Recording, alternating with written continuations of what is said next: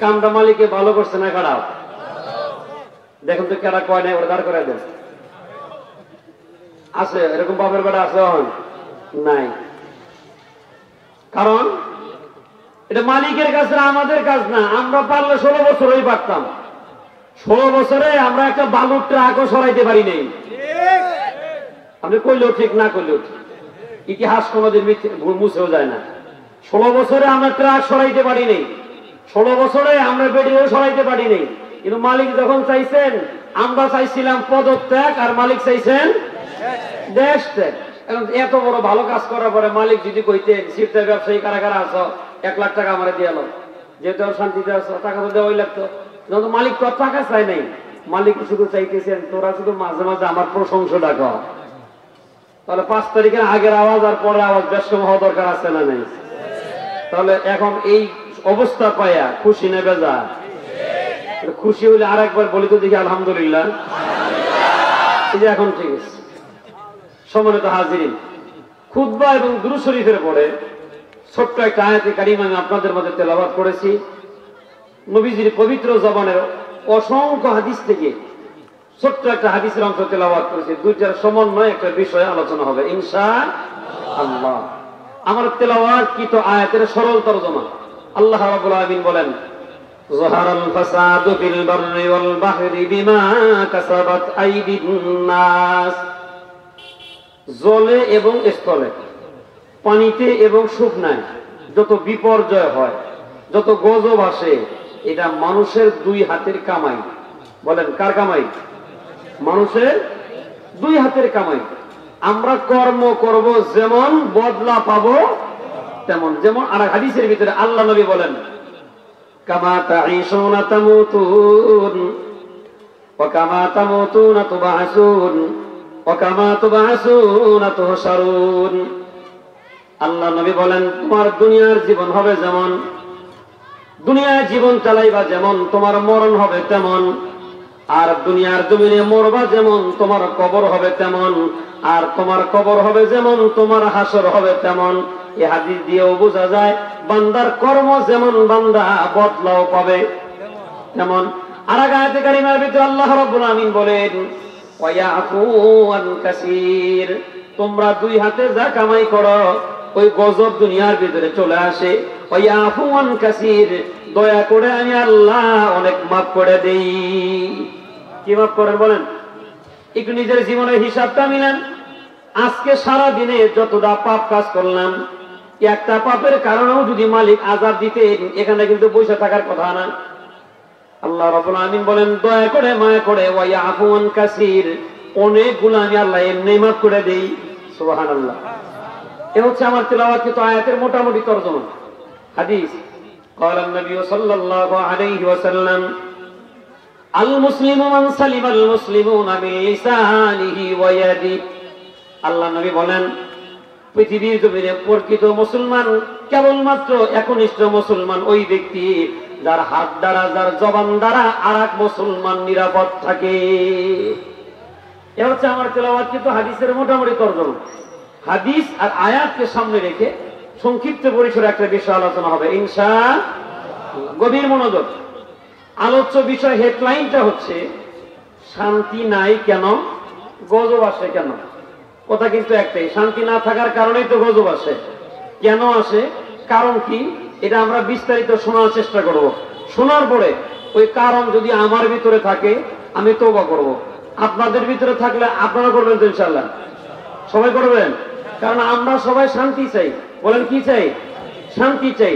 শুধু দুনিয়ায় শান্তি চাই না, পরকালেও আবার মুক্তির আশাও করি। দুনিয়া যেমন আমরা বিশ্বাস করি, পরকালও কিন্তু, দুনিয়াতে বিশ্বাস করি, এই বিশ্বাস করাটাই অসম্ভব, বেঁচে থাকাটা অসম্ভব, মরে যাওয়াটাই বেশি সম্ভব। কারণ মনে করেন আপনার অনেক টাকা, এই অঞ্চলের সবথেকে ধনী মানুষ, আল্লাহ না করুক আজকে রাত্রে যদি বেচারা মারা যায়, আগামীকাল কি এরকম ঘোষণা হবে, লোকটার অনেক টাকা আছে গো, 3 দিন লাশ পড়ে থাকুক? বুঝেন না মনে হয় আমার কথা? আমার সাথে কথা বলবেন, যত আলোচনা শুনে মজা পাইবেন তত। আর চুপ করে বসে থাকলে তাহলে কিচ্ছু হইতো না, কথা বলতে হবে। গভীর মনোযোগ। মনে করেন এই অঞ্চলের সবথেকে সুন্দরী আপনার চেহারা, সবথেকে সুন্দরী, এর চাইতে সুন্দরী আর এই অঞ্চলে নাই। আল্লাহ না করুক এই রাত্রে যদি সুন্দরী মেয়েটাও মারা যায়, সকালবেলা কবর খুঁড়তে গেলে দেখা যায় কোদাল দিয়ে কোপ দিলে পানি উঠে, এরপরও কি লাশ জমিনে রাখবে না? তখন আর বুদ্ধি দাঁড় করাবে, কি করা যায়?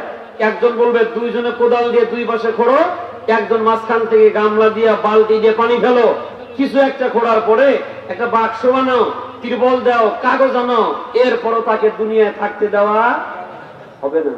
অথচ এই সামান্য সময়ের জন্য ওই টাকার গরমে আজকে আমরা রিক্সাওয়ালা, ঠেলাওয়ালা, দিনমজুরকে মানুষই মনে করি না, ডাইরেক্ট কথার ওজন পাল্টে যায়। টাকা হওয়ার কারণে গরিবের কথা গুনে গুন বেড়া, এমন লোক আছে না নাই? মনে রাখবেন, টাকার গরম, সম্পদের গরম, ছেলে মেয়ের বাহাদুরি বান্দার কাছে থাকবে কতক্ষণ? এই দেহের ভিতরে নিঃশ্বাস চলবে ততক্ষণ। নিঃশ্বাস শেষ, সব বাহাদুরি শেষ।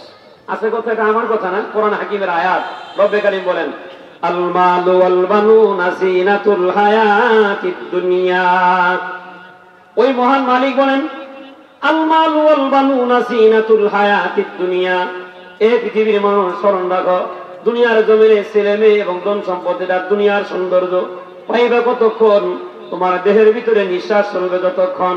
আল্লাহ না করুক পৃথিবী থেকে নিঃশ্বাস যখন কোনো বান্দার বন্ধ হয়ে যায়, সুন্দর করে গোসল দিয়ে ওই বিবি সাহেবকে যদি বলা হয়, এই স্বামীর কত মহব্বত করতা, এই স্বামীর টাকা তুমি খাইতা, সন্ধ্যাবেলায় মারা গেল, সুন্দর করে গোসল দিয়ে আমরা কাফন পড়াইলাম, আজকে সারা রাত তোমার বিছানার ভিতরে তুমি পাশে নিয়ে ঘুমাও, ওই বিবি কি লাশ নিয়ে ঘুমাবে? বিবি সাহেব বলবে, তার টাকা আমার কাজে লাগছে ততদিন, আল্লাহর বান্দা দুনিয়ায় বেঁচে ছিল যতদিন, এখন হায়াত নাই, তার টাকা আমার কাজে লাগবে, তার দেহ কোনো কাজে। তাহলে কিসের জন্য সম্পদ ব্যয় করলাম? যেই দিনে এত আপন মনে করলাম, সে আমাকে রাত্রে তারা বিছানায় রাখে না। যেই ছেলের জন্য এত বাহাদুরি করলাম, গরিবের উপরে জুলুম করলাম, চাঁদাবাজি করে গরিবের মাল খাইলাম, গরিবের উপরে জুলুমের স্টিম রুলার চালায়া দিলাম, তাহলে দুনিয়ার ভিতরে আমি জালেম হয়ে গেলাম, পাক্কা জালেম। যেই সন্তানের কারণে জালেম হয়ে গেলাম, সন্তান বাড়ি আসার পরে যদি দেখে ঘরের ভিতরে বাবার লাশটা পড়ে আছে, ওই সন্তানও বলবে, মরা মানুষ আবার বাড়িতে ঘরে রাখে কেমনে? কাফন যেহেতু পরানো হয়েছে, বাড়ির আঙ্গিনায় রেখে দাও। শুনতেছেন আমার কথা? তাহলে বোঝা যায় মাল আমার আপন না, মাল আমাকে শান্তি দিতে পারবে না। সন্তান আমার আপন নয়, সন্তান আমাকে শান্তি দিতে পারবে না। দুনিয়া ও আখিরাতে শান্তি এবং মুক্তির মূল মন্ত্র হলো আল্লাহর দেওয়া আইন মানবে যারা, মহান মালিকের দেওয়া শান্তি এবং নিরাপত্তার বলয় পাবে তারা। আল্লাহর আইন ছাড়া অন্য জায়গায় শান্তি খুঁজলে পাওয়া যাবে? যাবে? যাবে না। যে আছে কথা, আমি বলি না, কোরআন বলে। আল্লাহ রাব্বুল আলামিন বলেন, আফা গায়রা দীনিল্লাহি ইয়াবগুনা ওয়ালাহু আসলামা মান ফিস সামাওয়াতি ওয়াল আরদি তাওআন ওয়া কারহা। আল্লাহ রাব্বুল আলামিন বলেন, গোলাম তোমরা কি আমার দেওয়া জীবন বিধান ছাড়া অন্য জায়গার ভিতরে শান্তি খুঁজো? অথচ আসমানে যারা আছে আইন মানে আমি আল্লাহর, জমিনে যারা আছে আইন মানে আমি আল্লাহর। কেউ ইচ্ছায় মানে, কেউ অনিচ্ছায় মানে। বুঝে থাকলে বলেন, সবাই আইন মানে কার? কার? আমরা আইন মানি কার? মাহফিলায় কয় আল্লাহর, কিন্তু রাস্তায় যায় আইন মানে ব্রিটিশের, রাস্তায় যায় আইন মানে কারো বাবার, রাস্তায় গিয়ে কারো আইন মানে কারো স্বামীর, রাস্তায় গিয়ে আইন মানে কারো দাদার। কারণ ল সম্পর্কে যাদের ধারণা আছে, বাবা আমাদের বাংলাদেশে যতগুলো আইন আছে, দুইটা আইন শুধু কোরআন হাদিসের। কয়টা বলছি বলেন? শুধুমাত্র দুইটা আইন কোরআন হাদিসের। এক নাম্বার হলো সম্পদের ভাগ বটোয়ারা। মা বাপ মারা যাওয়ার পরে সন্তান ছেলে মেয়েরা মাল কতটুকুন পাবে, সম্পদ কতটুকুন পাবে, এই আইন আমাদের দেশে রাষ্ট্রীয় আইন, যা আল্লাহর কোরআনের আইনও। তাহলে বুঝলাম একটা আইন, আল্লাহর কোরআনের আইন আমার দেশে আছে। নাম্বার দুই, বিবাহ তালাক। তালাক দেওয়ার পরে কয় তালাক কিভাবে দিলেন শরিয়াতে, যা আমার দেশের প্রচলিত সরকারি আইনেও তা। তাহলে দুইটা আইন পাইলাম বাবা আমার দেশের। কোরআনের আইন মাত্র কয়টা আছে বলেন? আর আওয়াজ দেখুন কয়টা? একটা হলো বিবাহ তালাক, আর একটা হলো সম্পদের ভাগ বটোয়ারা। এই দুইটা আইন ছাড়া আমার দেশে যত আইন আছে, এটা আওয়ামী লীগ বানায় নাই, বিএনপিও বানায় নাই। স্বাধীনতার আগে থেকে সব আইন ব্রিটিশ বানায় গেছে। ব্রিটিশ কার বানাইছে কোন? তাহলে এখন বুঝে থাকলে বলেন, ব্রিটিশের ওই আইনগুলা পরিবর্তন করা দরকার আছে না নাই? এই ব্রিটিশের আইনগুলা পরিবর্তন করা নফল না ফরজ? দুই একজন আর কি কয় না, নফল না ফরজ? কেমন ফরজ? নামাজ পড়া যেমন ফরজ, যাকাত দেওয়া যেমন ফরজ, সম্পদ হলে হজ করা যেমন ফরজ, মা বাবার সেবা যত্ন করা যেমন ফরজ, ব্রিটিশের আইনগুলা ফালাইয়া দিয়া কোরআনের আইন সংসদে ঢুকানোর এরকম আন্দোলন করাটাও মুসলমানের জন্য ফরজ। এখন কইবে হুজুর কি বুঝাইতে জানতে হয় না কেন? স্বাধীনতার 53 বছর আইন কিন্তু কম হয় নাই বাবা, শান্তি খুঁজছে কিন্তু পাওয়া যায় নাই। কেন যায় নাই? আমরা হুজুরেরা বয়ান করি কোথায়? মঞ্চের ভিতরে বয়ান করে। ওই হুজুরে বলে গেছে বক্তাই ঠিক নাই, এতে বয়ান করবো কেমনে? ঢাকার দিকে লোক হলে আয়া মহামে শিখতে গাড়ি আই না, বাপ দেখাইলো গাড়িওয়ালা আছে না? আমাদের ভিতরে সমস্যা, খুলসিয়াত নেই, বাড়ির থেকে বাইরে ড্রাইভারে গেলে টাকা পাওয়া দেবো। তাহলে বক্তার উদ্দেশ্য মাল, কর্তৃপক্ষ যারা আনছে এদের উদ্দেশ্য মাল। জমা টাইমে কালেকশনের বক্তা দিয়ে কালেকশন করায় নেব, পরে লোক থাকলে থাক, না থাকলে নাই। বক্তার উদ্দেশ্য টাকা, কমিটির উদ্দেশ্য টাকা, শ্রোতার উদ্দেশ্য হলো সুর আর দূর। বক্তাগত সুরের, বক্তাগত দূরের। তাহলে বক্তার একার ভিতরে সমস্যা নাই, সমস্যা সবার ভিতরেই আছে না নাই? কমিটির ভিতরেও সমস্যা, বক্তার ভিতরেও সমস্যা, শ্রোতার ভিতরেও আছে না নাই? আছে। এই কারণে বয়ান হইতেছে 53 বছর ধরে, আমল হইতেছে না। তাহলে বক্তার উদ্দেশ্য টাকা, কমিটির উদ্দেশ্য টাকা, বয়ান হয় আমলের নামে সব টাকা। ভুল কইলাম? তাহলে আইন হয় না কেন? আমরা হুজুররা মঞ্চের ভিতরে বয়ান করি, খতিবেরা সুমার বয়ানে বয়ান করে, পিসাবেরা তসবি নিয়া খানকার ভিতরে তসবি দবে, আর আমরা এদিক থেকে তাকায় দেখে সংসদে গান করে মমতাজ, সংসদে গেছে সাকিব আল হাসান। আইন করবো কেমনে? ওরা তো গান করে এই সময় পায় না। কইলেও ঠিক, না কইলেও ঠিক। তাহলে ব্রিটিশের আইন কেমনি পরিবর্তন করবেন? এজন্য মানুষের হায়াতের কোন নিরাপত্তা নাই। থানভী রহমাতুল্লাহি আলাইহি বলেন, জালেম যদি ক্ষমতায় বসে থাকে আর যদি ব্রিটিশদের 5 আইন দিয়ে যদি রাষ্ট্র পরিচালিত হয়, মানুষের জীবনের নিরাপত্তা না, প্রস্রাবেরও নিরাপত্তা থাকবে না। কিসের বলেন? প্রস্রাবের নিরাপত্তা থাকবে না। থানভী রহমাতুল্লাহি আলাইহি একটা ঘটনা দেখেন। আল্লাহর এক বান্দা পেটে বেদনা, পেটের সমস্যা। ডাক্তারের কাছে গিয়ে কয়, স্যার আমার পেটের সমস্যা। ডাক্তার কয়, বাড়ি যাবেন, প্রস্রাব নিয়ে আসবেন, আগামীকাল সকালবেলা প্রস্রাব পরীক্ষা করে আপনাকে ট্রিটমেন্ট করা হবে।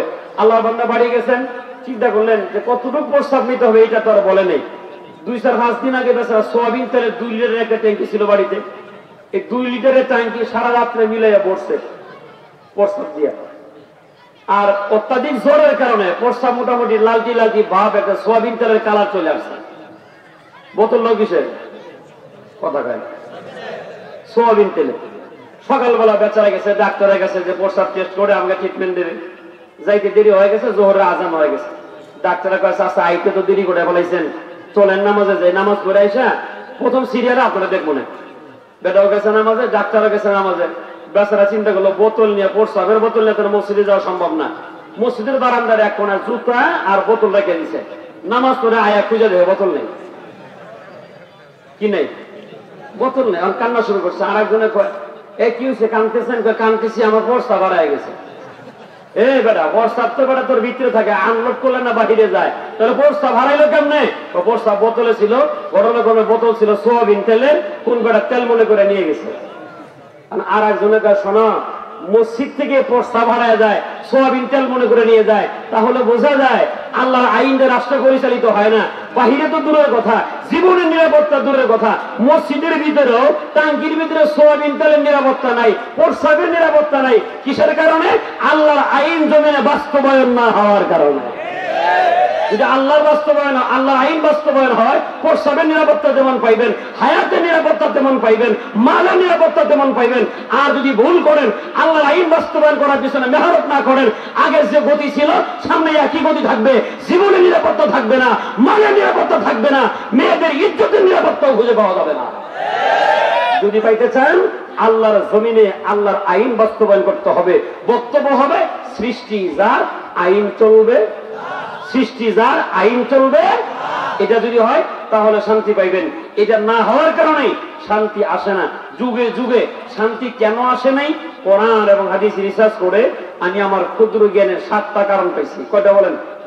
সহিহ হাদিস এবং কোরআনের স্পষ্ট আয়াতে কারিমায় প্রমাণ পাওয়া যায় 7 কারণে বাড়িতে শান্তি নাই, 7 কারণে সমাজে শান্তি নাই, 7 কারণে দেশে শান্তি নাই, 7 কারণে আন্তর্জাতিক অঙ্গনে শান্তি নেই। কারণ কয়টা বলেন? 7টা। সবগুলো বলা সম্ভব না, আমি না বলতে পারলো শেষে হেডলাইন হলো বলে দেবো ইনশাআল্লাহ। একটা একটা করে আমরা শুনতে থাকি। 1 নাম্বার, মানুষরা দেখবেন আমাদের কাছে এসে মসজিদে মাদ্রাসায় একা, হুজুর একটু দোয়া করেন, শান্তি নাই। কেন, কি হয়েছে? কি যে হয়েছে বুঝি না। তাই বলে বুঝেই না কি হয়েছে। এখন বুঝবেন এই 7 কারণ যদি আমি আবার বলি আমার ভিতরে থাকে, আমি এখন তওবা করে মঞ্চ থেকে নামবো। আমাদের ভিতরে থাকলেও আমরা তওবা করে বাড়ি যাব, কারণ আমি চাই আমার বাড়িতে শান্তি হোক, আমি চাই আমার সমাজে শান্তি হোক, আমি চাই আমার দেশে শান্তি হোক, আমি চাই আন্তর্জাতিক অঙ্গনেও আমরা শান্তিতে বসবাস করি ইনশাআল্লাহ। যদি কারণ থাকে আমরা খুঁজে বের করে তওবা করবো ইনশাআল্লাহ বলে ইনশাআল্লাহ। 1 নাম্বার কারণ শুনতেছেন মনোযোগ দিয়ে। কিসের 1 নাম্বার কারণ? গজব আসার 1 নাম্বার কারণ। বাড়ি থেকে শুরু করে আন্তর্জাতিক অঙ্গন পর্যন্ত অশান্তির দাবানলে আমরা জ্বলার কয় নাম্বার কারণ? আমি বলতেছি 1 নাম্বার কারণ হচ্ছে আল্লাহর পছন্দনীয় ব্যক্তির সাথে খারাপ ব্যবহার করে যারা অশান্তির দাবানলে জ্বলে, তারা শান্তি নামক নিয়ামত হারিয়ে ফেলে। তারা এরা কারা? আল্লাহর পছন্দনীয় ব্যক্তির সাথে খারাপ ব্যবহার করে যারা। বুঝবেন কেমনে?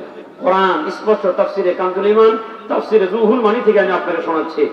আল্লাহর একজন পয়গম্বর ছিলেন সাইয়্যিদিনা ইয়াকুব আলাইহিস সালাতু ওয়াস সালাম।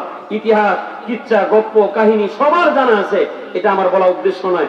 আমি কিচ্ছা সম্পর্কে খুব ভালো ধারণাও রাখি না, ওটা আমার বলার বিষয়বস্তু না। আমি আপনাকে বুঝাইতে চাইতেছি গজব কেন আসে, শান্তি কেন নাই।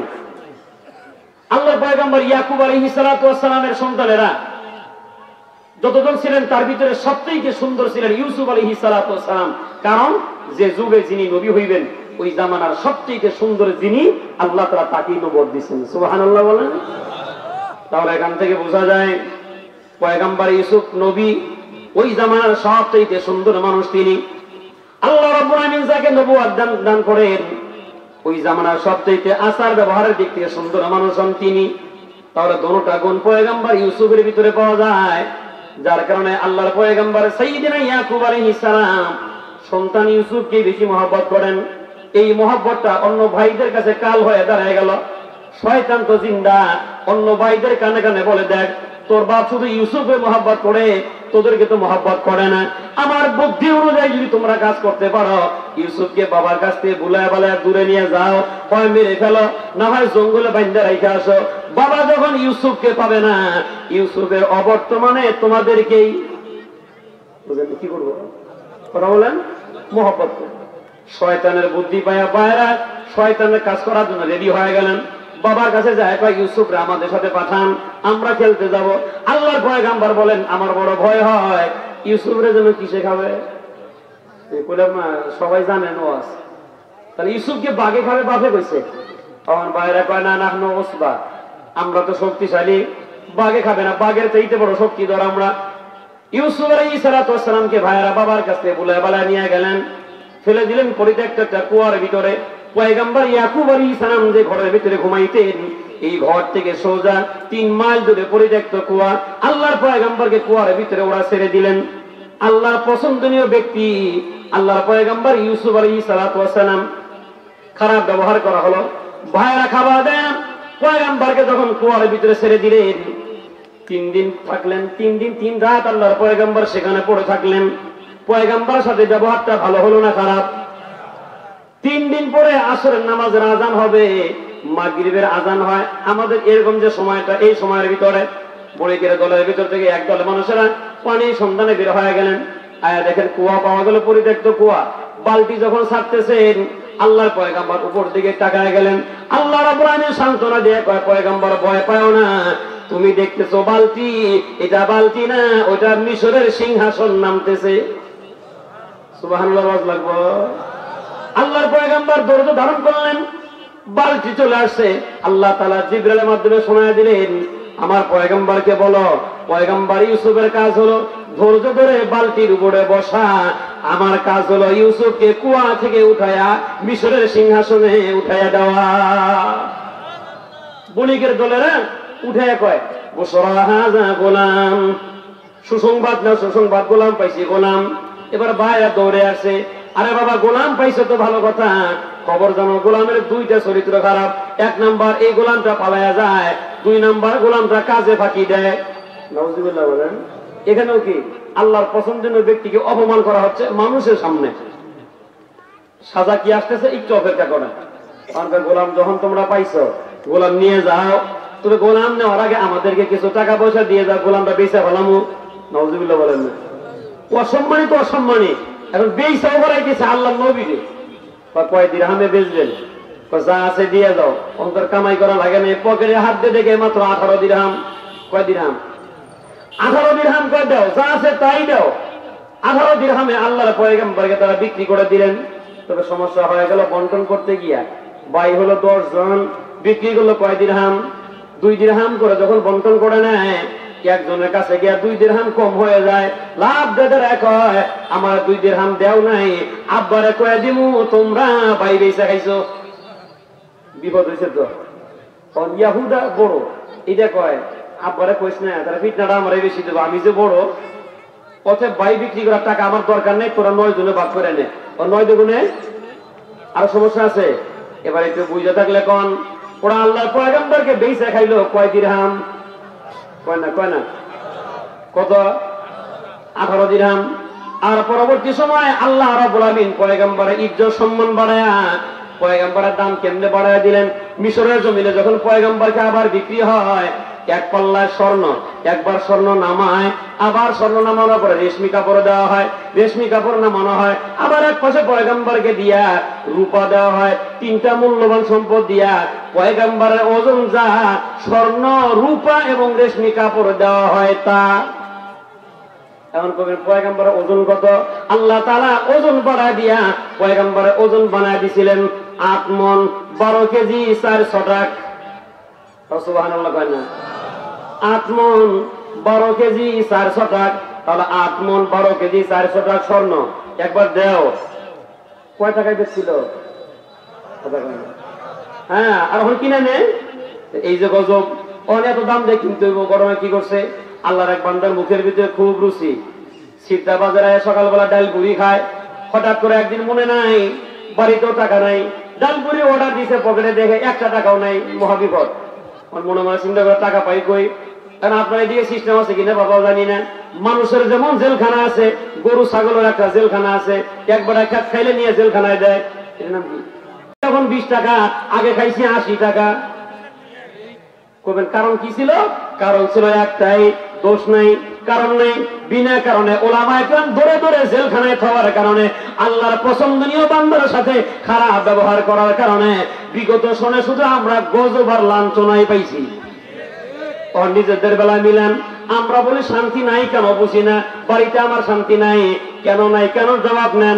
সারাদিন যদি আপনি 100টা কথা বলেন, বাবা 100টা কথার ভিতরে একটা কথা আপনি আলেমের বিরুদ্ধে কথা বলেন, মসজিদের ইমামের বিরুদ্ধে কথা বলেন, মুয়াজ্জিনের বিরুদ্ধে কথা বলেন, চায়ের দোকানে বসলে পরে 10টা কথা বলার ভিতরেও দেখবেন একটা কথা হুজুরের বিরুদ্ধে চলে গেছে। আর বাড়ির যায় শান্তি চাইবেন, শান্তি পাইবেন না। তার কারণ তাফসীরে রুহুল মানির ভিতরে রাইসুল মুফাসসিরিন আব্দুল্লাহ ইবনে আব্বাসের বরাত দিয়ে পাওয়া যায়, আল্লাহর পছন্দনীয় ব্যক্তির সাথে অপমানজনক আচরণ করবে যারা, দুনিয়ার জমিনে অশান্তিতে থাকবে তারা। তাহলে আমার বাড়িতে কেন শান্তি নাই বুঝতে তো পাইছেন এখন? কারণ একটাই, চায়ের দোকানে গিয়ে দেখেন হুজুরের বদনাম হয়, রাস্তাঘাটে হুজুরের বদনাম হয়, স্বয়ং মসজিদে আয়াও ইমামের বদনাম করে না? না নাই? আপনার এদিকেও আছে? হ্যাঁ, হুজুরের রাস্তা জোরে হাঁটলেও দোষ। ওই যে দেখ পাইছে দাওয়াত, ভাঙ্গে চুরে যায় না, এরকম মানুষ নাই? আবার যদি একটু আস্তে আস্তে যায়, কি হুজুর খাবার কি একটু বেশি হয়ে গেল? জোহরের নামাজের পরে ইমাম সাহেব পেট ব্যথা করে আস্তে আস্তে হাঁটে, একজন আর একজনের কয় ওই দেখ মানুষের বাড়ি খায় পেটটারে বাসায় হালাইছে। এমন লোক সমাজে নাই? আবার হে বড় হুজুর কি যে অপরাধ করছি খুঁজেই পাই না, এগুলো অপরাধ খুঁজে পায় না। তাহলে আমার বাড়িতে শান্তি না হওয়ার কারণ হলো আমি আলেম বিরোধী কথা বলি, কথা কয় না। আমি মাদ্রাসার ছাত্র নিয়ে সমালোচনা করি, আমি টুপি নিয়ে ব্যঙ্গ করি, হুজুর দেখলেই আমার মাথা ব্যথা করে। খবর না দেখো বাবা, এই একটা কারণেই তোমার বাড়িতে শান্তি, এই কারণে অনেক সময় সমাজেও শান্তি নেই। তাহলে শান্তি না আসার 1 নাম্বার কারণ আল্লাহর পছন্দনীয় ব্যক্তির সাথে খারাপ ব্যবহার করা। যদি আমাদের ভিতরে থাকে তওবা করব ইনশাআল্লাহ, বলেন ইনশাআল্লাহ। 1 নাম্বার। 2 নাম্বার, আল্লাহর পছন্দনীয় বস্তুর সাথে যারা খারাপ ব্যবহার করবে, আল্লাহ রাব্বুল আলামিনের হাবিব বলেন ওই জাতিকে আল্লাহ তাআলা ধ্বংস করে দিবেন, যেমন আগের জামানাও করে দিয়েছেন। তাফসিরে রুহুল মানি বলেন, তাফসির ইবনে কাসির বলেন, আল্লাহর একজন পয়গম্বর ছিলেন নাম সালেহ আলাইহিস সালাতু ওয়াস সালাম, কালেমার দাওয়াত দিলেন। উম্মতরা এসে কয়, ওগো সালেহ, তোমার দাওয়াত মাইনা নিব যদি এই পাথরের ভিতর থেকে উটনি বের করতে পারো। শুধু উটনি বের করলেই হবে না, এমন একটা উটনি বের করবা যে উটনি আসার পরে আমাদের সামনে দাঁড়ায় বাচ্চা দিবে। কত বড় বাটপা চিন্তা করেন। উটনির ভিতর থেকে করলে তো মানা যেত, কার ভিতর থেকে বের করতে হয়? পাথরের ভিতর থেকে। পয়গম্বর তো টেনশনে পড়ে গেলেন, আরে পাথরের ভিতর থেকে উটনি বেরিয়ে কেমনে? আকাশের দিকে তাকাইছেন, মালিক ইশারা দিচ্ছেন, সালেহ টেনশন করার কোনো কারণ নাই, যে আল্লাহ উটনির ভিতর থেকে উটনি বের করতে পারে, ওই মালিক চাইলে পাথরের ভিতর থেকেও বের করতে পারে। যাও, তোমার কাজ হলো কাছে গিয়ে শুধু ইশারা করা, আমার কাজ হলো বাকিটা ফয়সালা করে দেওয়া। সুবহানাল্লাহ। আল্লাহর পয়গম্বর থমকে দাঁড়ায় গেলেন, পাথরের কাছে যায়, কয় আল্লাহর হুকুমে উটনি বের হও। এমন উটনি বের হবা যার পেটের ভিতরে বাচ্চা, মানুষের সামনে ডেলিভারি হয়ে যাবা। দেখা গেল বলতে দেরি হয়েছে, উটনি বের হইতে দেরি হয় নাই, মানুষের সামনে উটনি বাচ্চা প্রসাব করে দিছেন। আল্লাহর পয়গম্বরে কয়, এবার কালেমা পড়ো। এমনি পরীক্ষা করলাম, তুমি পারো কিনা দেখলাম। কত বড় শয়তান দেখেন। পয়গম্বরে কয়, দেখো উটনি যেহেতু তোমরা চাইছো, মালিক খুশি হয়ে দান করছেন, আর মালিক নিজে এই উটনির নাম রাখছেন নাকাতুল্লাহ, আল্লাহর উটনি। কার উটনি বলেন? নাকাতুল্লাহ, আল্লাহর উটনি। তবে তোমরা এই উটনির সাথে খারাপ ব্যবহার করো না। দিন যায় মাস যায়, সিস্টেম ওরে পানি পান করায়। এই উটনি যেদিন পানি খায়, কুয়ার সব পানি খায় ফেলায়। এইটা ওদের মাথা ব্যথার কারণ হয়ে গেল।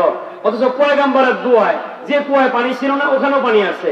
কিন্তু স্বার্থ হাসিল হয়ে গেল, নবী হোসেন আর টাইম নাই। মাইন্ড করেন না, আল্লাহ না করুক, আসবে তো নেই। যদি কথা বলতেছি, স্বয়ং আল্লাহর নবীও যদি এসে এই মাঠে বয়ান করতো, কিছু মানুষ নবীর বিরোধিতা করতো। আমার কথা মনে হয় বোঝেন নেই। এরা কারা? আজকে যারা হুজুরদের বিরোধিতা করে, কোরআনের বিরুদ্ধে কথা কয়, এই মানুষগুলোই স্বয়ং নবী জিন্দা হয়েও যদি দাওয়াত দিতেন, এরা নবীর বিরোধিতা করত। সালেহ আলাইহিস সালামের সামনে দাঁড়ায় কয়, আমি মনে হয় পরীক্ষা করলাম, আল্লাহ রাগান্বিত হয়ে গেছেন, চাইলি দিলাম, তো কালামে বরস না কে? পয়গম্বর সালেহ আলাইহিস সালাতু ওয়াস সালাম তাদেরকে বললেন, দেখো তোমরা এই উটনির সাথে খারাপ ব্যবহার করো না, যদি করো গজব আসবে। রাতারাতি ওরা 9 জন যুবক একত্রিত হইয়া, তো কিসের গজব আইলে আইব না আইলে না সেটা আমাদের ব্যাপার, পরে বুঝবো না। এই উটনি বাঁচায় রাখা যাবে না। নাউজুবিল্লাহ বলেন না। এই যে দুশ্মনী করে রাত্রিবেলায় এই 9 জনে মিলা এই উটনিকে হত্যা করার ষড়যন্ত্র করতেছে। আর বাচ্চা এটা শুনে ফেলাইছে, সুবে সাদিকের আগে বাচ্চা দৌড়ে জঙ্গলের ভিতরে যাচ্ছে। সালেহ আলাইহিস সালাতু ওয়াস সালাম বলেন, এ বেটা দৌড়াচ্ছ কেন? ওই বাচ্চার জবান আল্লাহ খুলে দিয়েছেন। বাচ্চায় কয়, পয়গম্বর আপনি জানেন না, একটু পরে আমার আম্মাকে ওরা হত্যা করে ফেলবে, যার কারণে আল্লাহর গজব আসবে। এই গজবের কারণে মুসলমানরাও শান্তি পাবে না, অথবা আমি জঙ্গলের নিরাপদ আশ্রয় নিলাম। পয়গম্বর বলেন, ঠিক আছে দেখা যাক। সকালবেলায় ঘোষণা হয়ে গেল, উটনি খুঁজে পাওয়া যায় না। আল্লাহ তাআলা স্মরণ করে দিলেন, সালেহ ওরা উটনিকে বাঁচায় রাখে নাই, হত্যা করে ফেলছে। অতএব আমি রাগান্বিত হইয়া আমার পছন্দনীয় বস্তুর সাথে খারাপ ব্যবহার করার কারণে আমি এদেরকেও ধ্বংস করে দিব। বলো, 3টা অপশন আছে, কয়টা বলেন? এই 3 কারণ যখন সামনে চলে আসবে, গোটা জাতিকে আমি আল্লাহ তাআলা ধ্বংস করে দিব। 1 নাম্বার, প্রথমে এদের চেহারাটা সাদা বর্ণ হয়ে যাবে। নাম্বার 2, পরে চেহারাটা কালো বর্ণ হয়ে যাবে। নাম্বার 3, চেহারা লাল বর্ণ হবে। যখন আল্লাহর গজব আসবে তখন পয়গম্বর সালেহ সতর্ক করলেন উম্মতকে, আর বললেন গজব কিন্তু আইতেছে। আর হেরা হাসে, আর নতুন জামা পরে দেখা, পারলে গজব আইনা দেখাও। নাউজুবিল্লাহ বলেন না। কত বড় খাটাফিরি চিন্তা করেন। অপরাধও করে, স্যালেন্ডারও করে, আর উল্টা গাপ্তারা। শেষ পর্যন্ত কি হইল? আল্লাহ তাআলা গজব একটা দিলেন, চেহারা সাদা। এরপরও তওবা করে না। বুদ্ধিজীবী যে চান্দিতে চুল নাই, 26 নম্বরে গোল্লা, এটি বুদ্ধিজীবী যেটি, এটি একটা আর একটারে কয়, এই সলের কথা মানিস না, এটা প্রাকৃতিক দুর্যোগ, সাদা চেহারা হয়ে গেছে না, এটা ট্রিটমেন্ট করলেই ভালো হয়ে যাব। এরকম বুদ্ধিজীবী আমার দেশেও ছিল। করোনাকালীন ভ্যাকসিন নিচ্ছে, তো ভালো কথা নিয়ে লিবে না, আল্লাহর কাছে তওবা না কইরা, কালেমার আরো বেশি মেহনত না কইরা, হ্যাঁ কয় করোনা আইছে তো কি হয়েছে, ট্রিটমেন্ট করলে ভালো হইব। এরকম কিছু বুদ্ধিজীবী আগেও ছিল।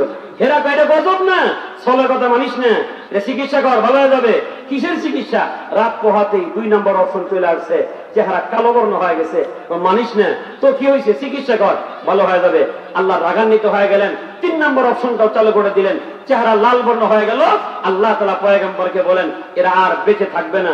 6 দিন 6 রাত শিলা বৃষ্টি, পাথরের বৃষ্টি আর আগুনের বৃষ্টি দিয়ে আল্লাহ গোটা জাতিকে ধ্বংস করে দিলেন। বুঝে থাকলে বলেন কারণ কি ছিল? কারণ একটাই, আল্লাহর পছন্দনীয় বস্তুর সাথে কথা বলেন খারাপ ব্যবহার করার কারণে। আজকে আমাদেরকে কয় হুজুর বাড়িতে শান্তি নাই, সমাজে আমাদের শান্তি নাই, দেশে আমাদের শান্তি নাই। কেন? শান্তির কারণটা খুঁজে দেখো বাবা। তুমি বাড়িতে ঘুমাও, তুমি সারাক্ষণ মসজিদ নিয়ে সমালোচনা করো, বাড়িতে ঘুমাও মাদ্রাসা নিয়ে সমালোচনা করো। আল্লাহর পছন্দনীয় জায়গা হলো মসজিদ, আল্লাহর পছন্দনীয় উত্তম জায়গা হলো মাদ্রাসা। তুমি মাদ্রাসার দুশমন, তুমি মসজিদের দুশমন, আর শান্তি চাইবা, শান্তি পাওয়া যাবে না। তাহলে কি বুঝলেন? আল্লাহর পছন্দনীয় বস্তুর সাথে খারাপ ব্যবহার করে যারা, দুনিয়ার জমিনে অশান্তির আগুনে জ্বলে পুড়ে তারা। কয়টা বলছি কোন? কয়টা? 2টা। এবার 3 নম্বর, দুষ্ট বুদ্ধির আশ্রয় নেয় যারা, অশান্তির দাবানলে জ্বলে তারা। দুষ্ট বুদ্ধির আশ্রয় নেয় যারা, দুনিয়াতে শান্তি পায় না তারা। দুষ্ট বুদ্ধির আশ্রয় বুঝেন, সারাক্ষণ 2 নম্বর চিন্তা। কয় নম্বর চিন্তা বলেন? 2 নম্বর চিন্তা। ওজনে কম দেওয়া, খাদ্যে ভেজাল দেওয়া, মিথ্যা কথা বলা, দিনের কাম রাত্রে করা। কয় নম্বর চিন্তা বলেন? এরকম একটা জাতি ছিল বাবা, আল্লাহর পয়গম্বরের দাউদ আলাইহিস সালামের জাতি ছিল। আল্লাহর পয়গম্বর দাউদ আলাইহিস সালাম, দাউদ পয়গম্বর যখন তেলাওয়াত করতেন আসমানি কিতাব, তেলাওয়াতের এত মজা ছিল বাবা, ওই তেলাওয়াতের সৌন্দর্যের কারণে সমুদ্রের মাছেরা আয়াও তেলাওয়াত শুনতো। সুবহানাল্লাহ। কাল সকালে কইলো শুনবো আর কি, মাছেরা তেলাওয়াত শুনে। যারা মাছ মারে বেছে এদেরকে আপনাদের অঞ্চলে কি বলে? জালো, জালো, মাঝি। চিনছেন তো? মাঝিরা চিন্তা করলো সাগরে জাল ফেলায় বড় মাছ পাই না, আর পয়গম্বর যখন তেলাওয়াত করে সব মাছ বড় বড় মাছ পড়ে, ওরা মাছ ধরে বাজারে বেছে। এবার মাছেরা পয়গম্বরের কাছে নালিশ দায়ের করলেন, ও আল্লাহর পয়গম্বর দাউদ, আপনি আসমানি কিতাব তেলাওয়াত করেন, তেলাওয়াতের মায়ায় আমরা পানির ভিতরে থাকতে পারি না, দৌড়ে আতরা আওয়াজ শোনার জন্য হাজির হয়ে যায়। আর জেলেরা আমাদেরকে ধরে ধরে বাজারে বিক্রি করে দেয়। আইন করে দেন আগামী কাল থেকে শনিবারে কেউ যেন মাছ শিকার না করে। পয়গম্বর দাউদ আলাইহিস সালাম ঘোষণা করে দিলেন, আগামীকাল শনিবার থেকে কেউ মাছ শিকার করবা না, সারা সপ্তাহে মাছ শিকার করবা। বন্ধ কোন দিন? কোন? শনিবার। এইবার জালরা এক জায়গায় বইয়া দুষ্ট বুদ্ধির আশ্রয় নেয়। আরে দাউদ কত মেধাবী, তার চাইতে বুদ্ধি কিন্তু আমাদের কম নাই। দাউদ বয়ান করবে শনিবার, মাছেরা শনিবারে হাজির হয়ে যাবে, আর আমরা শনিবারে মাছ শিকার করব না, বানা দিয়া, নেট দিয়া, জাল দিয়া শনিবারে ভাটি দেশে আটকায় রাখবো।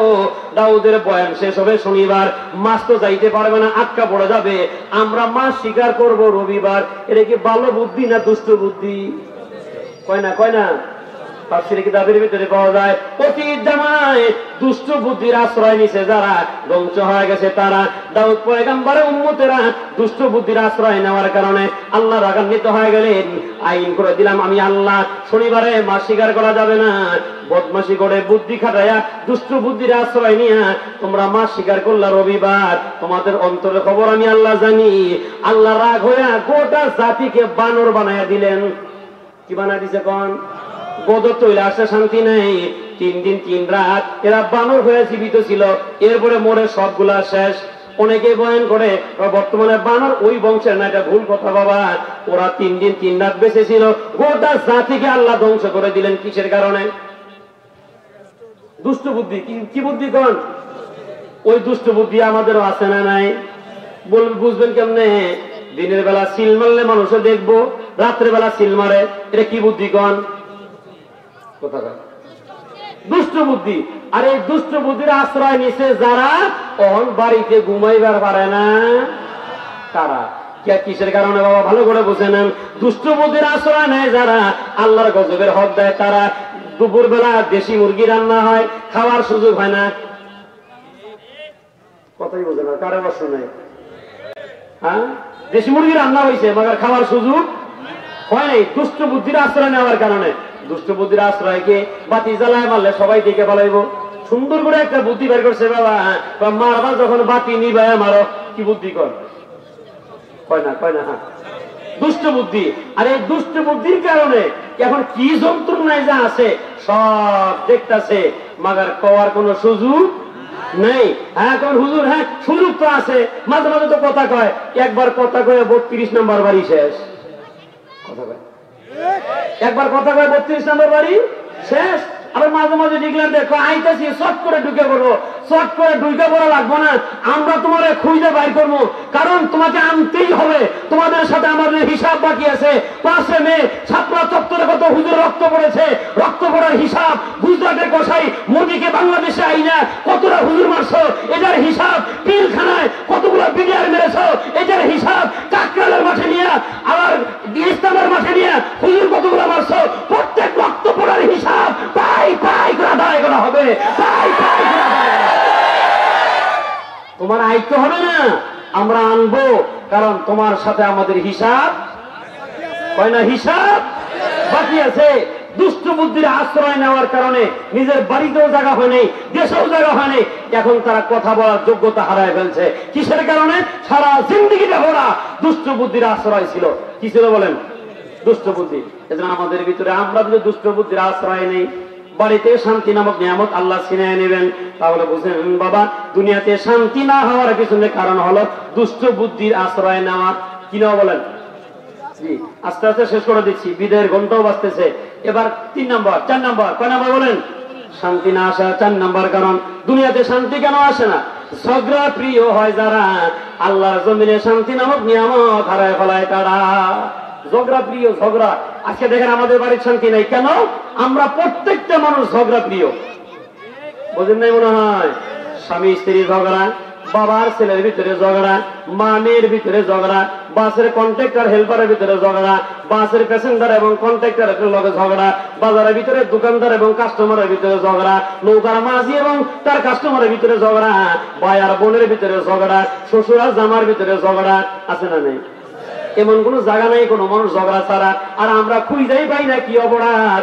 ঝগড়া প্রিয় হয় যারা, দুনিয়াতে শান্তি নামক দৌলত হারায় ফেলায় তারা। আমাদের দেশ বলেন, বাড়ি বলেন, সমাজ বলেন, শান্তি না আসা আর অশান্তির 1 নম্বর কারণ খুঁজলে পাওয়া যাবে ঝগড়া।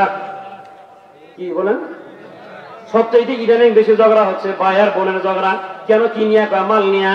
বাপ মা মারা যাওয়ার পরে বোন কয় ভাই মাল দিয়ে দাও, পারলে নিস। শুরু হয়ে গেল। আছে না নাই? বোনেরে মাল দেয় না, মাল না দিয়া বেড়া যখন বয়স হয়ে যায়, ইঞ্জিনিয়ার লোড টানে না, আগাম করার শক্তি তারা দেহের ভিতরে নাই। 5 কাঠা জমিন বেচা বেড়া এবার হজে গেছে, লম্বা জুব্বা লাগায়া কালো বিরা মাথায় বান্ধা শয়তানরে যখন পাথর মারে, শয়তানে কয় মামু আর মাইরো না, যে কাম তুমি করে গাইছো আবার আমার পাথরও মারো। এমন হাজি আমাকে দেশেও মাইন্ড করেন না। আপনার হাজি তো আলহামদুলিল্লাহ ভালো, হাজি হলে তো ভালো হাজি হওয়ার কথা। হাজি হয়ে আবার বাতর কাটেন কেমনে, ওজনে কম দেন কেমনে, খাদ্যে ভেজাল দেন কেমনে, ইমাম খেদাও আন্দোলনের সভাপতি হন কেমনে, মসজিদে ফেতনা লাগান কেমনে, তাহলে বোঝা যায় এটা হজে গিয়া শয়তান ডেইলাইয়া পাথর মাইয়া আরো 2টা শয়তান নিয়ে বাংলাদেশে ঢুকছে। আছে না নাই? ভাই বোনের সাথে ঝগড়া করে, আয়া তসবিটা নেয়, বোনেরা কয় ভাই জমিন দাও, অন জিকির করে কলব সাফ করে ডাক দিয়ে কয় আমি দুনিয়ার গাজালে নাই। কি দরবেশ রে বাবা! এটা হলো ভাইয়ের কথা কইলাম। মেয়ের সাথে বাবার ঝগড়া, মেয়ে আইসা আব্বা ভাইরে জমিন দিলা, আমার জমিন দাও না কেন? ওহন বাবা ডাক দেখা দোয়া কর, আল্লাহ সহি সালামতে ঘুরাই আনলে দিব নাই, ঘুরে কি করবো? আর হজে যাওয়ার সময় মেয়েদের সবগুলোকে ডাক দিয়ে আনে, দোয়া করো তোমাদের মাল দেই নাই তো কি হয়েছে, মক্কায় যায়া তোমাকে জন্য দোয়া করবো। ওর ভাবে বোঝা যায়, কথার ঢঙ্গে বোঝা যায় আল্লাহ দোয়া কবুলের কন্ট্রাক্টরই ওরে দিছে, সব দোয়া করলেই কবুল। আছে না? তুমি হাজি মেয়েরে জমিন দাও নাই, খানায় খাবার গিলাপ ধরে 1 কোটি বার দোয়া করলো, একটা দোয়াও কবুল হবে না। ঝগড়া বিটে মেয়ের সম্পদ আগে দিয়ে যাও, ফেতনা লাগাই দিছে, পারলে বেশ। এরকম ঝগড়া আমার সমাজে আছে। বিবির ভিতরে আমাদের বিবিদের সাথে ঝগড়া আছে, তো বউর লগে মাঝে মাঝে ঝগড়া করেন, এটা রহমত। কি জন্য জানেন? বউর লগে খামাকে একটু ঝগড়া বাজায় দিবেন, একটু পরে মিল হয়ে যাবেন, দেখবেন মিল হওয়ার পরে 15 দিন যে মহব্বত থাকবো, এটা 40 দিন এত ওয়াশ করে কাবু থাকবে। এই জন্য মাঝে মাঝে একটু লাগাই দিয়ে, লাগাই দেবেন, বেশি দিন থাকেন না, তাহলে বেজল হয়ে যাবো। এই 1 দিন 2 ঘন্টা 2.5 ঘন্টা সেই রাখ মনে করেন একেবারে আপনি সব ভাঙে ছিল ফেলাই দিয়েছেন মনে করেন নাকি? একটু পরে যখন মিল হয়ে যাবেন কি যে শান্তি পাইবেন, এটা ওয়াজ করে বুঝেন দেবো না, প্র্যাকটিক্যাল কথা বোঝেন কি যুবকরা হাসতেছে, তুমি আরেকবার বললো ঝগড়া বাজায় না, এক পৃষ্ঠে বেশি বুঝতে হবে, বিয়ে করে পরে বললো ঝগড়া করে, এরা আবার এক পৃষ্ঠে বেশি বুঝে। গভীর মনোযোগ, ঝগড়া প্রিয় হয় যারা, অশান্তির আগুনে জ্বলে তারা। আজকের পরে থেকে আমরা তওবা করে এখান থেকে বাড়ি যাব, যে যেখানেই থাকি ঝগড়া করবো না, ইনশাল্লাহ বলেন। কারণ কি বাবা, বাসে গিয়ে মানুষের লোক ঝগড়া বাজাইলেন, রাস্তায় গাড়ি চালাইতে গিয়ে আর একবার লোকে ঝগড়া বাজাইলেন, এমনও তো হতে পারে যে লোকের লোকে ঝগড়া করলেন জীবনে আর কোনোদিন দেখা না হতে, মা বোঝাইতে পারবেন না। আপনার দোকানের কাস্টমার এটা অন্য এলাকারও কাস্টমার হতে পারে, খামাখা কথা তর্ক বাজায় এমন একটা ঝগড়া বাজাইলেন বাবা, এমনও হতে পারে জীবনে আর কোনোদিন তার সাথে দেখা হবে না। অথচ মুসলমানের ভাই, আল্লাহর নবী বলেন তুমি নিজেকে মুসলমান দাবি করো, মুসলমান তুমি তখন হইবা তোমার জবান দ্বারা, তোমার হাত দ্বারা আর এক মুসলমান যখন নিরাপদ থাকে মনে করবা পাক্কা তুমি একটা মুসলমান। আর এটাও মনে রাখো, দুনিয়ার জমিনে কোনো মানুষ যদি কথার দ্বারা কোনো মানুষের অন্তরে আঘাত দেয়, এটা হাত দিয়ে আঘাত দেওয়ার চাইতে বড় জটিল। বুঝেন না? কবি বলেন যারা হাতুসিনান লাহা ইলতিয়াম, যারা হাতুসিনান লাহা ইলতিয়াম ওয়ালা ইলতিয়াম মা যারা হাল্লিসান। কাশি দিয়া বলেন, অস্ত্র দিয়া বলেন, কাউকে আঘাত করলে যদি কাইটা যায়, এটা ট্রিটমেন্ট করলে চিকিৎসা করাইলে পরে ভালো হয়, কিন্তু জবান দিয়া কারো অন্তরে যদি আঘাত দেওয়া হয়, হাজার চিকিৎসা করলেও ওই ক্ষতটা আরো ভালো হয় না। সেজন্য টাকার গরমে বলেন, ক্ষমতার গরমে বলেন, সন্তানদের গরমে বলেন, দুনিয়ার জমিনে কোনো বান্দাকে কষ্ট দেওয়া যাবে না। কারণ কি বাবা, ভালো করে বুঝে নেন, আল্লাহর পয়গম্বর সাইয়েদনা ইব্রাহিম আলাইহিস সালাতু ওয়াস সালাম খানায় কাবা বানাইলেন পাথর দিয়া, আর বান্দার অন্তর আল্লাহ নিজে বানাইলেন। বুঝবেন কেমনে? জমিন বানাইছেন মালিক, আসমান বানাইছেন মালিক, চন্দ্র বানাইলেন মালিক, সূর্য বানাইলেন মালিক। এসব কিছু বানানোর পরেও কোরআন এবং হাদিস খুলে দেখেন বাবা, একটা আয়াত, একটা সহিহ হাদিস এরকম পাওয়া যায় না। আল্লাহ তাআলা সব বানায় বলছেন এটা আমার, চন্দ্র আমার, সূর্য আমার, চন্দ্র আমার, জমিন আমার, আসমান আমার, জান্নাত আমার, জাহান্নাম আমার, এক জায়গার ভিতরেও নাই। কিন্তু আল্লাহ তাআলা দয়া করে মানুষগুলা বানায়া আল্লাহ তাআলা মায়ার নজরে ডাক দিয়ে কয় বান্দাগুলা আমার। সব আল্লাহ বানাইছেন, এক জায়গার ভিতরে বলেন এটা আমার। মানুষ বানায় আল্লাহ তাআলা কয় বান্দা আমার। কোন ধনী মানুষ, টাকাওয়ালা, ক্ষমতাওয়ালা গরিবকে যখন ইনসাল্ট করে, খেলাওয়ালা দিন মজুরকে যখন গালি দেয়, আসমান থেকে ডাইরেক্ট মালিক নিজে বলেন সাবধান, জবানে মুখ লাগাও।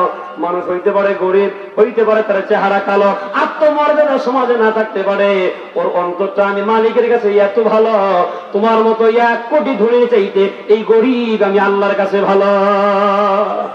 এই জন্য মুমিনের অন্তরে কষ্ট দেওয়া যাবে না, দিলে সাজাকে। আল্লাহ রাব্বুল আলামিন বলেন ইন্নাল্লাযীনা ফাতানুল মুমিনিনা ওয়াল মুমিনাতি সুম্মা লাম ইয়াতুবু ফালাহুম আযাবু জাহান্নাম। আল্লাহ রাব্বুল আলামিন বলেন টাকার গরমে বলো, ক্ষমতার গরমে বলো, আমার কোন দুর্বল মুমিন বান্দার মনে কষ্ট দিবে যারা তওবা করে, যদি না করে ওই দরবেশ মারা গেলে দরবেশের সাজা হলো জাহান্নাম। নাউযুবিল্লাহ বলেন। এই জন্য ঝগড়াটে হওয়া যাবে না, কোন মুমিনের অন্তরে কষ্ট দেওয়া যাবে না। রিকশাওয়ালা হোক, ঠেলাওয়ালা হোক, দিন মজুর হোক, মনে রাখবেন বাবা, ধনীকে বানানেওয়ালা যিনি গরিব বানাইছেন। এই জন্য গরিবকে কথায় কথা বলা যাবে না তুই তো গরিব, তোরে গুনে কারা, তুই তো গরিব, তোর তো লজ্জা থাকা দরকার, তুই তো গরিব, তুই এই জায়গায় বসছিস কেন, তুই তো গরিব, তুই এই বৈঠকে আইসস কেন, আরে তুই তো গরিব, এই হোটেলে খাওয়ার মতো যোগ্যতা তোর নাই, তুই গরিব, আবার এটারে দামাদামি করস, এমন কথা আমার সমাজে আছে না নাই? এসব কথা বললে ঝগড়া প্রিয় হয়ে যায়। ঝগড়া করা যাবে না, কারণ অন্তরে আঘাত দেওয়া যাবে না, মুমিনকে তো দেওয়া যাবেই না।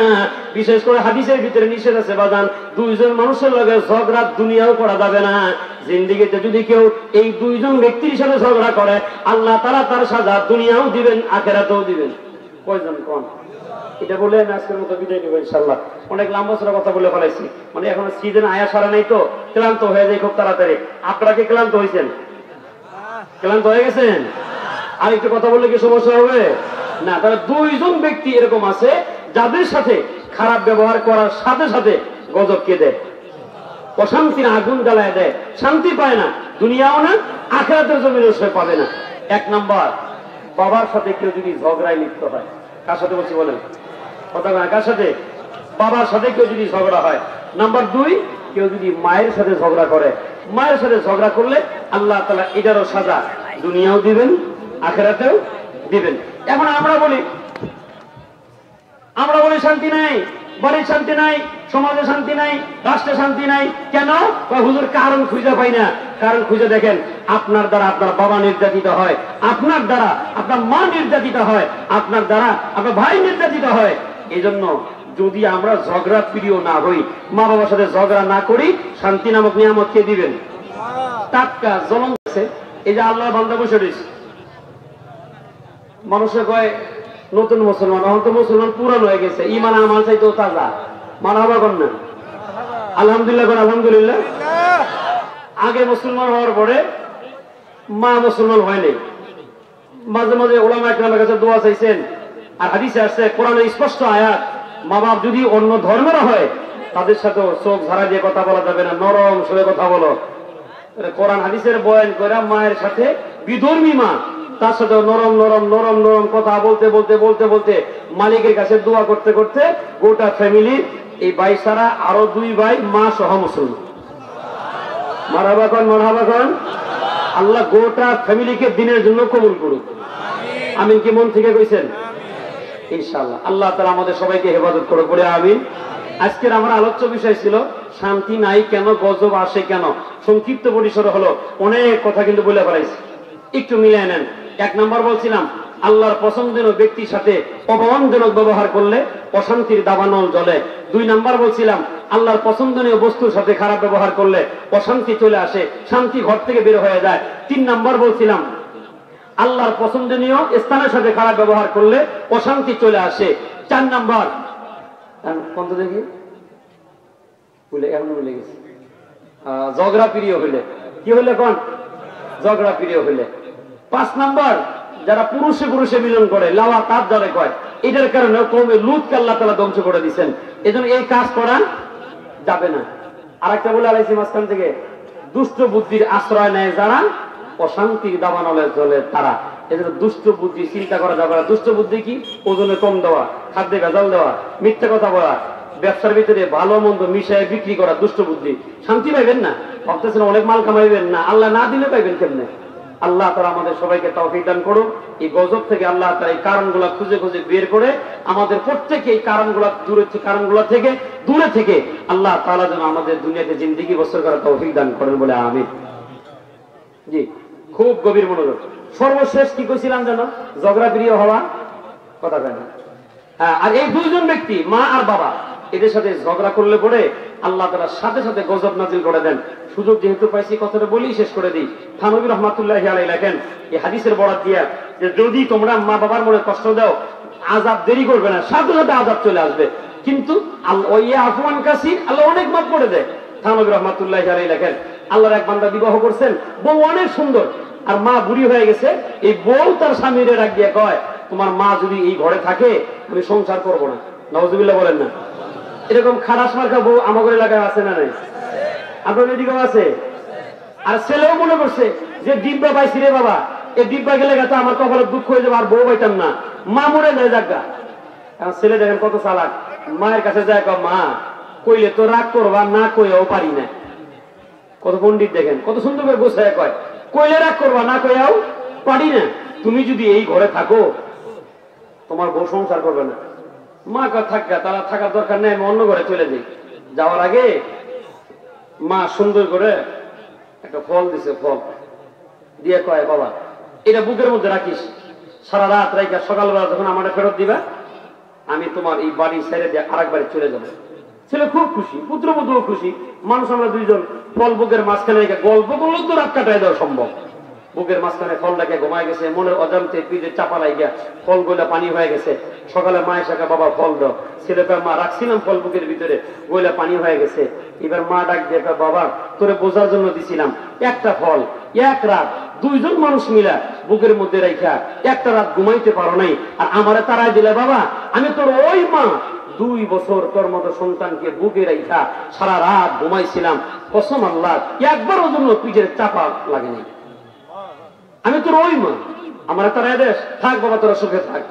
এখন মানে না, থাকলো বেশ কিছুদিন। ছেলেকে মা অনেক কষ্ট করছে, আমি আমার ঘরেই থাকলো কিছুদিন। থাকার পরে ওই যে বারবার বুঝায় ঘর জামাই যাও, ঘর জামাই যাও। ছেলে চলে গেছে ঘর জামাই। থানবী রহমাতুল্লাহি আলাইহি লেখেন 20 বছর হয়ে গেছে। তুই বলছিলাম ঝগড়া করলে মা বাবার সাথে, নগদ আযাব, নগদ 20 বছর পরে আল্লাহ তাআলা রাগান্বিত হয়ে একটা আযাব দিলেন। আযাব কি? শরীরে দুর্গন্ধ, গোশত খুঁজে জমিনে পড়ে যায়। এই বাড়া বলে বাড়িতে কেউ রাখবো? বউ লাত্তিতে সরাই দিছে, শ্বশুর বাড়ি থেকে মানুষের বের করে দিছে। এবার বেচারা রাস্তা দিয়ে ঘুরে আর কান্নাকাটি করে, আমার যাওয়ার জায়গা নেই, যাওয়ার জায়গা নেই।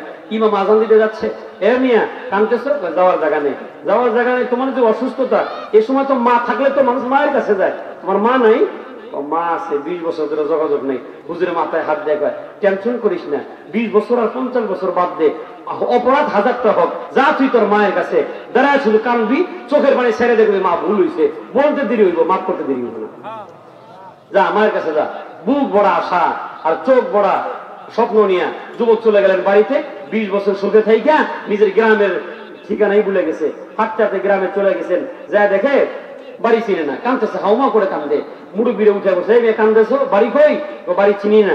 বাবার নাম কি? যেই বাবার নাম বলে ফেলাইছে, এইটা তোমাদের বাড়ি ছিল। তোমার মা অসহায়তার কারণে বাড়ি বিক্রি করে দিছে, বাড়ি বিক্রি করে টাকা শেষ, এখন কি করবে?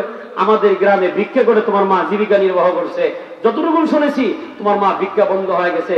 গত কয়েকদিন যাবত তোমার মায়ের দোনোটা চোখ বন্ধ হয়ে গেছে, ও ভিক্ষা করতে পারে না। যুবক কানতেছে, আরে আমার কারণে আমার মায়ের এত কষ্ট। দৌড়ে গেছে, আমার মা কই আছে? যা ওই ঝুপড়ি করে জঙ্গলে তোর মা আছে। যুবক গেছেন, গিয়ে দেখেন দরজা খোলা, দরজার সামনে দাঁড়ায় আছে। দেখে ঝুপড়ি ঘরে একজন মা জায়নামাজ দিছে, হাত ধরে কাঁদতেছে, বা আসমানের মালিক, আমার একটা মাত্র স্বর্ণের টুকরা ছিল, চলে গেছে, আমি বদদুয়া দেই নেই, কষ্ট নেই নেই, সন্তান আমার, আমি মাফ করে দিছি, আল্লাহ আমার দোয়াটা কবুল করো। ছেলে যদি ফেরত আসে, আমি ওর কামাই খাইতে চাই না, একবার শুধু আমি মরার আগে ওর মুখের মা ডাক শুনতে চাই। কি বুঝলি? আরে বাবা, মা সম্পদের দরকার নাই, গেছি গান, মা তোমার কি খাইতে মনে চায়? মাথায় হাত দেখো, বাবা তুই পয়সা থাক, আমার খাওয়ানো দরকার নেই। রাত 12টার পরে দোকান বন্ধ করে বাড়ি যাইবেন, একটু পরীক্ষা করে দেখেন, সবাই দরজা বাতি নিবাইয়া দরজা লাগায় ঘুমাইছে, একজন মানুষ চুলার পরে তসবিহ টানে, এটার নাম কি? মা। দরজা খোলা, যারা হারাইছেন তারা বুঝবেন। আজকে বাড়ি থেকে এই ঘরটা দেখলে মনে হবে এই ঘরটার ভিতরে আমার মা থাকতো, আমি না আসা পর্যন্ত বাতি নিত না, আমি না আসা পর্যন্ত চুলার পরে বসে থাকতো। আজকে কথা মনে হবে। গভীর মনোযোগ দেন ভাই।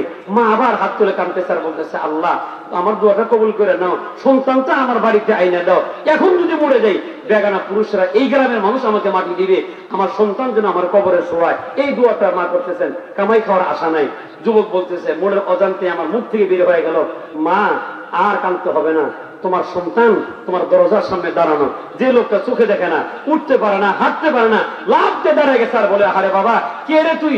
20 বছর পরে আমার মা কইয়া ডাক দিছস, হে বাবা আয় আমার বুকের ভিতরে আয়। তোর মতো এমন সন্তানের মুখ থেকে এই একটা মা ডাক শোনার জন্য 20 বছর ধরে এই দরজা খুলে অপেক্ষায় ছিলাম, কোন দিন তুই ফেরত? 20 বছর ধরে দরজা লাগাই নেই, অপেক্ষায় হাত পেতে দিচ্ছে। সন্তান বুকে গেছেন। থানবী রহমাতুল্লাহি আলাইহি লেখেন, মা সন্তানের মাথায় হাত বুলায় আর বলে, আল্লাহ আমার ছেলের হায়াত দারাজ করে দাও। ঠোঁটে চুমা খায়, গালে চুমা খায়। ছেলে কাঁদতেছে আর বলে, মা তুমি যে আমার চুমা খাও, তোমার নাকে কি দুর্গন্ধ মনে হয় না? গন্ধ লাগে না? মা চোখের পানি মুছে আর কয়, বাবা কিসের দুর্গন্ধ? তুই ছোট্ট মানুষ, কোলের ভিতরে প্রস্রাব করে দিছস, পায়খানা করে দিছস, ঘরের সবাই দৌড়ে বাহিরে চলে গেছে। আমি তোর এমন মা, কাপড়ের আরেকটা অংশ দিয়া ওই পায়খানাটাকে পেঁচাইয়া কোলের ভিতরে রাইখা খাবার শেষ করলাম, আবার পায়খানা ফালাইয়া দিয়া সুন্দর করে তোরে পরিষ্কার করে ঠোঁটে চুমা দিয়ে বলছিলাম, তুই আমার স্বর্ণের রাগ করিনি, আমি তোর ওই মা। কিসের দুর্গন্ধ? ঠোঁটে চুমা খায়, গালে চুমা খায়। বলতেছে, মা গোশত পয়সা জমিনে পড়ে আমি দুরারোগ্য ব্যাধিতে আক্রান্ত হয়ে গেছি। অমনি মা চোখে দেখে না, সন্তানকে জড়ায় ধরে আসমানের মালিককে ডাকে আর কয়, বেয়াদবি করছে আমার সাথে, ঝগড়া করছে আমার সাথে, আমি মাফ করলে তোর সমস্যাটা কোথায়? হ্যাঁ মালিক, সন্তান ভালো করে দে, না হয় আমার হায়াত তুমি নিয়ে নাও, হায়াত যদি প্রয়োজন হয় আমার বাকি হায়াত সন্তানকে দিয়ে দিলাম, এই যে সিজদা দিলাম, হয় মারা যাবো না হয় আমার ছেলে ভালো হবে। মা কাঁদতেছে। সুবহে সাদিক হয়ে গেল, ঘুমায় গেছেন মা সন্তান। সুবহে সাদিকের পরে সন্তান ওইটা মাকে ডাক দিয়ে বলে, মা মালিক আমাকে ভালো বানায় দিয়েছে। দোয়া কার বলেন? দোয়া কার? মায়ের। দোয়া কার? মা। এই জন্য মা বাবার সাথে ঝগড়া করা যাবে না। যাদের মা নাই, বাবা নাই, থানবী রহমাতুল্লাহি আলাইহি বলেন, এরা যখন আব্বা আম্মার জন্য দোয়া করে, মা বাবার রুহগুলা সন্তানদের কাছে এসে হাত পাতে আর কয় ইউনাদি বিসাউতিন হাজিনিন ইয়া আবাতি ইয়া আহলি ইরহাম আলাইনা ইরহাম আলাইনা। এ বাবা আমি অসহায় কবরে শুয়ে থাকি, আমার কিছুই নাই, আমার কিছু দেও। হাদিসে আসছে থানবী রাহমাতুল্লাহি আলাইহি হাদিসে বরাদ্দে বলেন ওই রূহগুলো যখন হাত পাতে, এই সন্তান যখন পকেটে হাত দিয়া আবেগ ভালোবাসা নিয়ে চোখ থেকে পানি ঝরে, পকেট থেকে যখন আব্বা আম্মার জন্য দান খয়রাত করে, এই মা বাবার রূহগুলা কবরে যায় খুশিতে নাচতে নাচতে। ফেরেশতারা বলে কি হয়েছে? মালিক মাফ করছে। সুবহানাল্লাহ, মালিক মাফ করে দিয়েছে। এই জন্য এখানে যারা আছেন ঝগড়া তো করবোই না, আজকে যে দানটা করবেন আবেগ আর ভালোবাসা নিয়ে, চোখের পানি আর মায়ের ভালোবাসা একসাথে ইনশাআল্লাহ দেন। একটু পকেটে হাত দেন, যার পকেটে যা আছে। আমার বলা হয়নি যে হুজুর কেউ বুলেট লেখা কালেকশন করেন, এরকম না। আবেগ চলে আসছে আব্বার নামে মায়ের নামে, এই মাহফিল চলবে।